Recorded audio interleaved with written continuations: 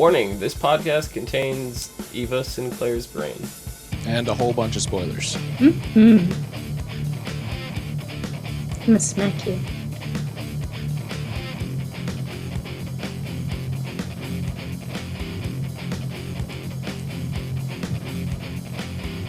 What's up, everyone, and welcome to the ASOTV podcast for the original Season 2, Episode 17, Exquisite Corpse. I'm your host, Dom. With me, my forever face-palming co-host, Omikins. And my forever annoying co-host, Mike. That's fucking Hey, right. see, it annoys her when I do it, but not when you do it. So He doesn't- it's a total okay. double standard going on. No, it's not. Here. It's completely different. You say a number of spoilers where he goes, this person happens and this thing happens, which is a spoiler in itself. But it's not saying a number of spoilers, which is completely different.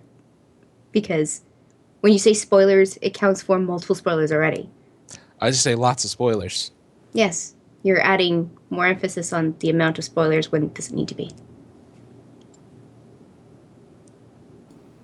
Spoilers is already... Warning, this podcast contains spoilers. See?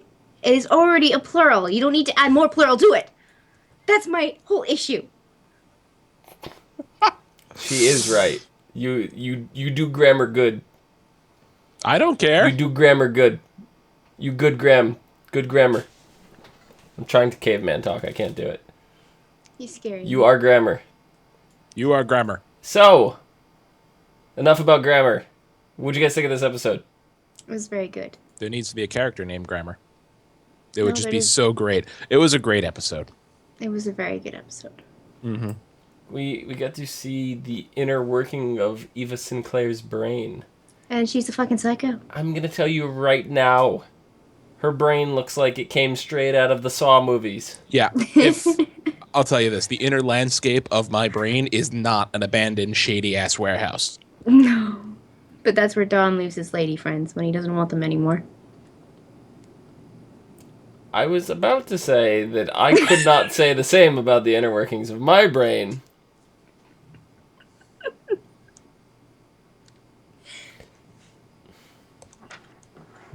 Well then. So, what'd you guys think of her brain? It was very black and white and empty. And dank. Dank. That's a funny word. What the hell? Oh, okay.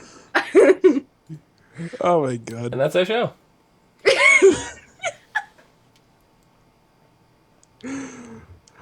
It's, again, the inner landscape, just, that's one screwed up individual if that's her brain.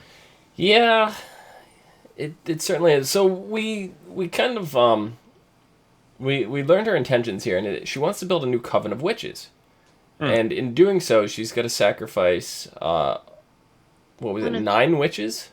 One Isn't from each of the 9 covens. So Yeah. apparently there's 9 covens in and around New Orleans. Okay, so she collected 8, and Gotta catch them all. yeah, she's the Ash Ketchum of witches, and so she got them all, and we originally thought that all the ones that she had previously were dead, but they weren't. They were cloaked, and this includes Davina, recently to this thing, and Marcel was kind of relieved to hear that she was still alive. But for a little while there, Vincent looked like he was going rogue on Marcel and was not helping. He looked like he was teaming up with Eva. Did he fool you guys? I don't know. It did for a bit. He was convincing for a little bit, yeah. But, I mean, after a while, you'd kind of expect that, he would do something like that. Because he did capture her in the first place because of what she was doing. And then, he's like, as soon as she mentioned sacrifice, you could have saw it. You just saw it click in his head. You saw his eyes change it was just different. You could just see his face changed, and he was like, nope. See, I believed it when he threw Marcel out the building. I believed it all the way up until the point where not even before when she said sacrifice, as soon as he found all of them, I was like, oh, this makes sense. This was his plan all along. To find out where they So were. now he knows she decloaked them. He knows where they are. And now I'm like, okay, is he going to stab her? Is he going to blow her head off? Is he going to whack her? What's going to happen? And as soon as he picked up the pipe, I'm like, all right. Colonel Mustard in the library with the lead pipe. Except this was probably not a lead pipe, and this was definitely not the library. It could have been at one point. Professor Plum in the conservatory with the lead pipe. I've never been to New Orleans. I don't know where their libraries are. That's why I said conservatory. That wasn't a conservatory either. Conservatory needs a view of the stars. A crematory. Miss Peacock in the basement with the lead pipe. I'll take it. Yes, that works better than all the rest. Well, Miss Peacock was murdered, so it wasn't Miss Peacock hitting with the pipe, because Vincent does not make a very convincing Miss Peacock. But yeah, so we now find out that we cannot kill off Rebecca. Like, Rebecca can't body jump or anything, because that'll kill off Eva's body, which is now linked to Davina and possibly the other witches. Yeah. Right? All they said was Davina, but I'm going to assume this includes Josephine and not the other Harvest Girl. She never linked Josephine. All the didn't link ones that she's linked to. I thought she linked them. She carved the thing into her head. Or put the thing when she kidnapped Josephine? Yes. Yes, I remember she did. Yeah. Well, I think the only one they give a shit about is Davina. Right. Right, but all these other ones are on the same link.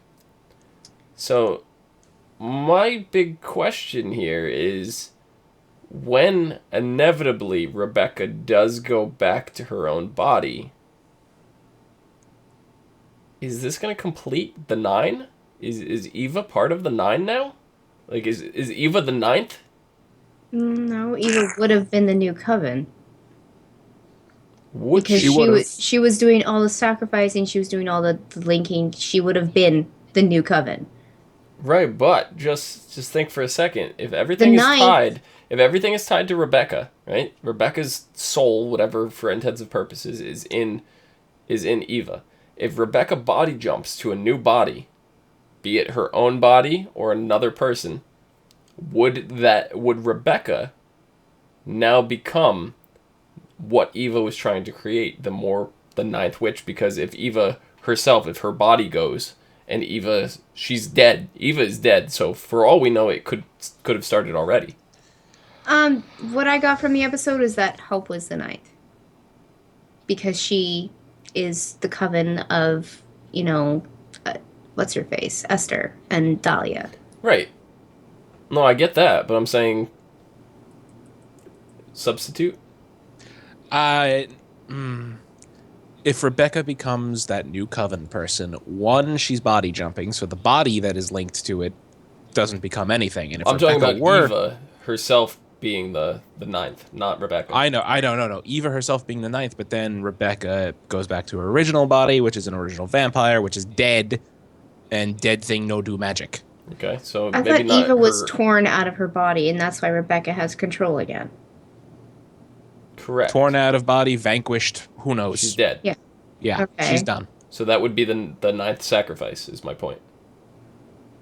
I don't know. So then as soon as Rebecca leaves the body, would kill the other 8. Thus completing the circle of 9. I mean, there'd be no place for the 9th coven to take place because Eva's body's dead and all the rest of them are dead. Right, that's my point, is if Rebecca jumps into a new body, not her original body. Yeah, it would just... Or could be tied to Cole's rebirth. Or they'll figure out a way to break the link. They'll figure out a way to break the link. But, I mean, if they brought Cole back and he was... That would be just crazy because he would probably go superpower over... Yeah, wow. Because he would not be a nice guy anymore. Because they didn't really allude to this. They kind of, all of a sudden, boom, this storyline is now dead. But we know that they don't set up storylines like this for absolutely no reason. So this 9 circle of witches thing is going to come back up. It's going to happen at some point. So I'm trying to think of where we could tie it in. So I was thinking Rebecca, but now Cole popped into my brain because Rebecca did say she cannot leave this body because everybody else would die, and she promised Cole that she would not leave this body until bringing him back. So this kind of means that we're not going to get Claire Holt for quite a while, but... I mean, we kind of assumed that already.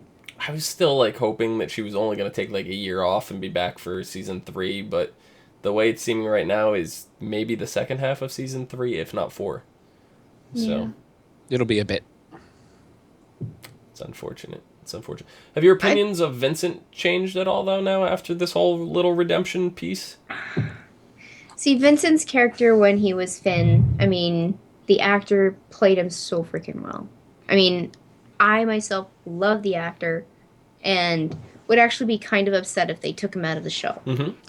My opinion of Vincent is he's an all-around great guy. He's just been in shitty situations. Right, and that was my whole curiosity here was, you know, okay, if he's such an all-around great guy, why was he dating a psychopath, you know, child kidnapper in the first place? Didn't realize it was that was clarified this episode. So now, you know, my opinion of Vincent is much higher. Yeah. So is this enough to redeem himself, though? For me, it is. He's the polar opposite of Finn. I mean, Vincent, was Finn when Finn was there. He wasn't Vincent. So there's no redemption. There's no redemption. If it was there was no Finn, redemption needed. Yeah, Vincent was asleep the whole time. Redemption for the body. Yes. Because you cannot mean to tell me that you will 100% accept that just by look at it from Cami's point of view. Yeah, Cami's like, I can't even be in the same room. You know, like this was last episode. It feels like the show has been gone forever. It's been like a month since it was gone, 2 weeks. Yeah. But like, Cami couldn't even be in the same room with Vincent at first. No, I understand. Took a lot for her.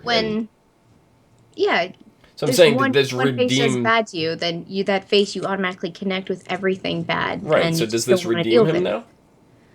For her, she got to know Vincent very soon after the whole switching. Well, I'm more mean Marcel and the originals family, and you know. I think they already know that he's a different person. Yeah. I think they already know that he's a stand-up guy. They are used to people being body jumped into other bodies and getting used to new faces. This is true. This is true. Yeah, this is, you know, not new territory. No. I mean, even Josephine herself, like, she seems very accepting now of Rebecca, somebody who, because of Eva, was not very receptive to her. You know, now that this has been handled, you know, she's fine with it. And I think Josephine doesn't want to take any action because she knows that if Eva dies, then Josephine is going to die as well. So That too. But, I mean, Josephine just seems all accepting to everybody right about now. Yeah. Yeah, Rebecca, like Freya, you know, it's like, oh, Elijah's such a gentleman, and he's true to his word. It's only because she likes Gia, but... Swoon over the young man. Is Gia living with her now? Probably. I don't know. I don't know. But apparently Elijah and Gia are like an official couple now. Apparently. So, I mean, what was up with Haley? Can somebody please explain that one to me? I do not understand the just complete jealousy out of nowhere. From the first time we saw her in the Vampire Diaries, I'm using a very bad word right now. She's been a cunt. She still is, okay? Oh, Haley? Yeah. So, you know what? That's exactly what she was doing. She was bringing up all that bad shit that she's been doing from the very beginning. She's being an absolute asshole. I've liked Haley this whole show. She has... I didn't like her on the Vampire Diaries, but I've liked her this whole show. This moment, I was like, what the hell happened to all her character development? Elijah, you're going after another girl? What about me? And if I was Elijah, I'd just been in a very, you know, well-spoken, fancy voice, but like, bitch, you married. Yeah, that's fancy. That's so fancy. No, seriously. Elijah would be like, bitch, please. Bitch, please. He's got to apologize, like the way he was staring please at and her. Thank you kind of, you know. He's like a Canadian, except he's not, right? Right. Well, just the way he was staring at her was like, are you fucking kidding me right now? I mean, he's like, you serious? Really? Where was Elijah from? Where was the whole original family from? Norway. Norway. Norway. I mean, Wasn't it in that area? I mean, they could have transferred to some of the first Norwegian people who may have been the first Canadians. We don't know. That's Actually, technically, you get in there, and yeah, we don't know for sure. I think they landed in Canada. Yeah, I'm not sure. we don't know 100%. None of us are history majors, so No. Mike's about as close as they come down there, but even he's not exactly there. But so Elijah very well could have been the first Canadian. We don't know. We don't know. That's why he's so polite. Yeah, he's very polite. Canadian man. I feel bad and sorry, and Of course you feel sorry. You're Canadian. exactly. I'm sorry, all the fans who just like Elijah because he's not Canadian, because he might be. I'm sorry. Could be. Could be. Could be.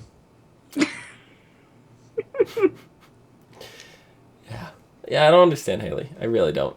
I'm No. not going to try to analyze her. She's just... No, she's Haley. it's one word. One freaking word. I'm not repeating myself. Yeah. Yes. So... So I just looked it up, and yes, Leif Erikson, when he came to North America, landed in Newfoundland, which is Canada. Okay. There we go. So Elijah's Canadian. Confirmed. There you go. So... What? Freya actually this episode really was like the Eva Sinclair / Rebecca and Freya episode. Like that's really what this whole thing was about. So Yeah. we get a lot of like detail with Freya, and we kind of find out her and Klaus are very similar. They're almost like two sides of the same coin. It's almost like they're related. I know, right? Wow. Who would have known? Jeez. She's very, very Klaus-like. She carries a lot of his traits. They're both unloved by their parents. They're tormented by their caregivers, and they grew up opposed to their family. So it's like they're almost the same person. I think Freya has a bit of all of the kids inside of her. I mean, like, as far as personality goes, because she doesn't trust like Klaus. She's somewhat paranoid like Klaus. She's calculated like Elijah. She's, logical like Elijah, but she's passionate like Rebecca. And she's vengeful. We'll go with that too. Yeah. Like Klaus.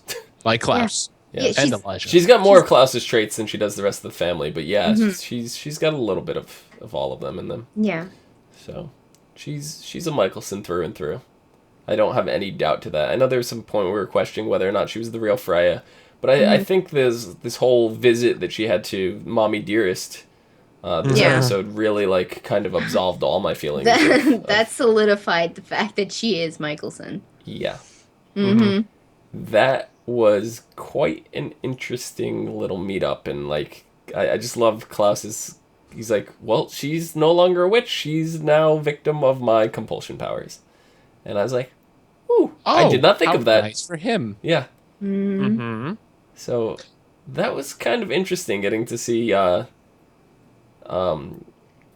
Esther just like spill the truth out, like actually tell the truth for once. Like we didn't know exactly.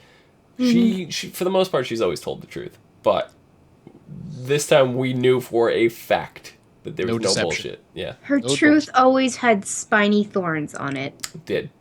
Yeah. It did. So. And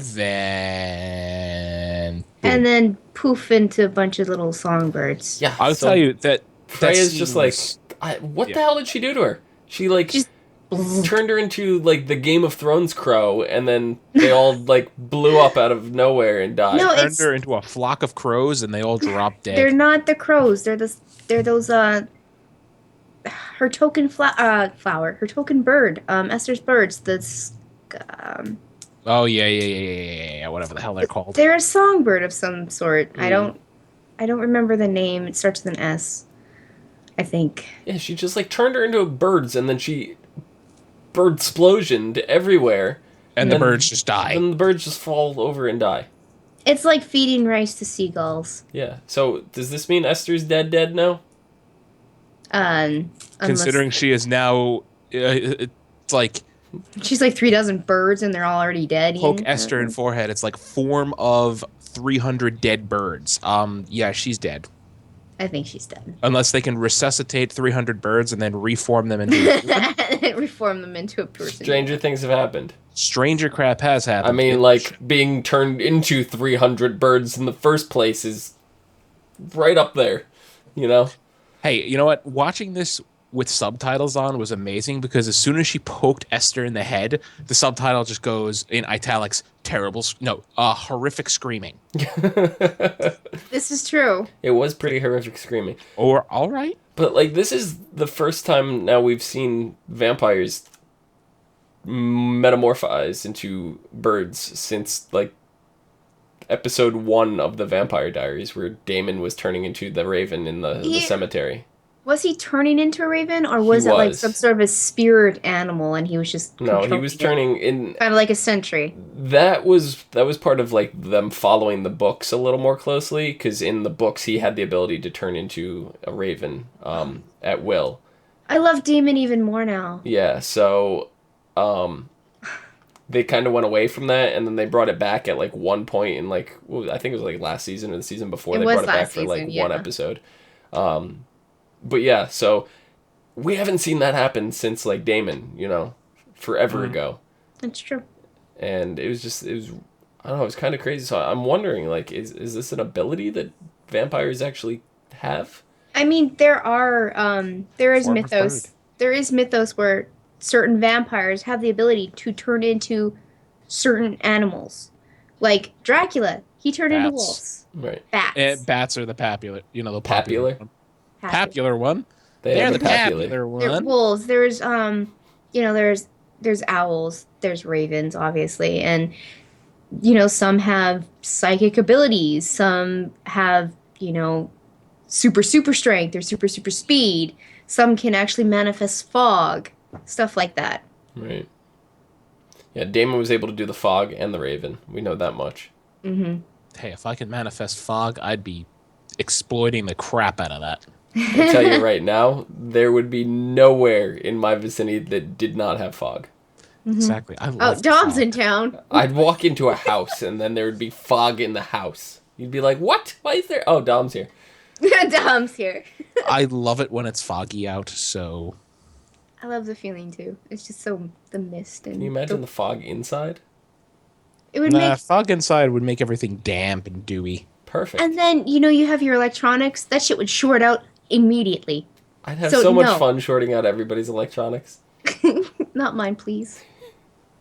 This would never happen. Never again. It's true. It's true. You guys have anything else you want to discuss for this episode? Fog power. Anything else? No. No, I'm good. Not really. I mean, she was pretty cocky. She's like, before she killed her mom, she's like, the reason why I told you all this is like, because you're not going to last. Be around. Mm-hmm. You're not going to be around to see it. I don't know. She just seems really, really sinister right now. Like, she's putting on a smiley face and making everybody think she's an angel, but I still think she's linked to Dahlia in more than just power-wise. Well, as they put it, as Freya herself said, Dahlia stripped that light away from me. And, because as Esther said, you had this light about you, this glow, this lovely emanation of love. And it's like fog. Yeah, a fog of love. And Dahlia just stripped that out of her. So she's not a nice lady. Well, Dahlia's not a nice lady, but no, I'm saying that Freya is also not as nice of a lady as she would have been. She has the potential to change, just like every other freaking character in this universe. Do you see a Freya Redemption where she joins the cast of the originals full time, or do you think she's going to be an adversary that is going to be defeated and wiped off the face of the earth? I think she's going to sacrifice herself to kill Dahlia. I think that's going to be the thing. Yeah. She's going to have to take Dahlia down. She's going to have to go with her. Yep. I think that's how it's going to play out. I'd Unfortunately, be kind yeah. of disappointed because as much as I like the actress that plays Rebecca now, I still miss Claire, and Freya's been doing a pretty damn good job of being a strong female lead in her absence, and I don't want her to go. Maybe she won't. Yeah, I mean, it's- this is just my prediction. I just thought of something worse. What? What if Finn comes back? Cole. What if Cole comes back and sacrifices himself after coming back for Dahlia? I'm alive. I'm dead. I could see it. that wouldn't happen. I could see it. No. He sacrificed himself once for his family, but not by choice. This time he would have the choice to. He'd go out with a bang. I don't know. Well, I guess it's more honorable that way for him, but I mean, given the second chance at life, I think he'd fight for it even harder Well, if because of Davina. Davina goes with Rebecca, he's not gonna want to stick around. He's not gonna have a reason to. Very Well, true. yes, if Rebecca does get snuffed out, yes, that whole deal with Eva and the body, if that happens, yes, but I don't think it's gonna happen. Well, it's Rebecca's going back in her body at some point. Claire's coming She back. will. She's going to come back. She did promise Yeah. the fans she will be back. Yep. Well, she's gonna fix the whole Link situation, and she's gonna fix the Cole situation. If there's no Link, Davina doesn't die when Eva dies. Therefore, Rebecca can go back in her body. Yeah. Well, anyway, next week we get to see Dahlia in town. Dahlia arrives to New Orleans. I don't wanna. Why not? I don't wanna. Why? All this ought to go well. So next week's episode is called Night Has 1,000 Eyes. Desperate to find a way to vanquish Dahlia, Klaus soon finds himself face to face with another deadly threat, Michael. Oh my. So Esther may be dispatched, Michael is not. No. Meanwhile, as Haley and Rebecca work with Freya to track Dahlia's whereabouts, Elijah and Marcel prepare a safe house in Algiers? Algiers. Oh, cheers. With the help of Josephine. Elsewhere, determined to protect Haley and baby Hope, Jackson approaches Aiden. Nope. No. I lost where I was. Jackson approaches Haley with a risky idea. Yes, with that. That leaves her conflicted. Finally, Aiden finds himself torn between his loyalty to Jackson and his secret alliance with Klaus. Dun, dun, dun. Dun dun. Aiden's gonna side with whatever side Josh Josh is on, yeah. Yeah. Which is Klaus at the moment. More Marcel than Klaus, but I mean Marcel's part of Klaus, so I mean, Yep. technically. Yep. Yep. But I mean, if everybody opens their eyes and see how much of an idiot Klaus is going to be, they're just going to say, "Fuck you, I'm with the werewolves. I don't I care." think they're going to be distracted with Dahlia and possibly Yeah. Freya. So They will, yeah. I'm just gonna preface. I can't wait for this episode. Every episode of the originals just keeps outdoing itself. That's true, but I mean, I'm not ready for Dahlia yet. No? I'm not. No. And I don't want to see her face. I hate her so much. I want a little bit more buffer time before I see her. she wants some buffer You time. hate her so much, and she hasn't even been here yet. Exactly. She wants some buffer time. There's only what? 18, 19, 20. Five more episodes this season. So they got to bring her in eventually. They can't just be like, Dahlia shows up for the season finale and is vanquished. Yeah.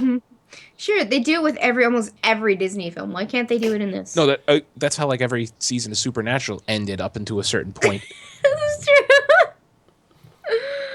Oh, Like, we've been CW, building- how you have learned. It's like we've been building up to this all season. Let's condense it into 42 minutes with commercial breaks. Like, at least make the finales 2 or 3 parters. You at least deserve to give us that. But no! Nikki, where can the people find your digressions about Dahlia? They can find me on Twitter at LadyVenom24, LadyVenom24. Mike, where can the people find your infatuation Infatuation. Yep. Infascination. Infatuation. Sure. With Supernatural. I am Shasha. They can find me on Twitter at Philodrin and Twitch at Philodrin. I broke Nikki. No, I'm face palming again. I know. You can find me down below at Phenomenon, PHENOMEDOM. You can also find us on Facebook, Gmail, G+, Twitter, MySpace, and right here on YouTube at /ASOTV podcast for some more podcasts for some of your favorite TV shows. Till next week, see you guys later. Laters! Bye.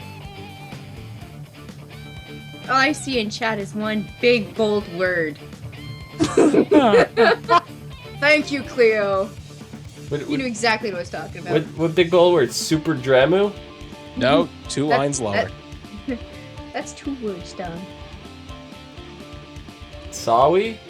That's not bold and capitals big. Oh, cunt.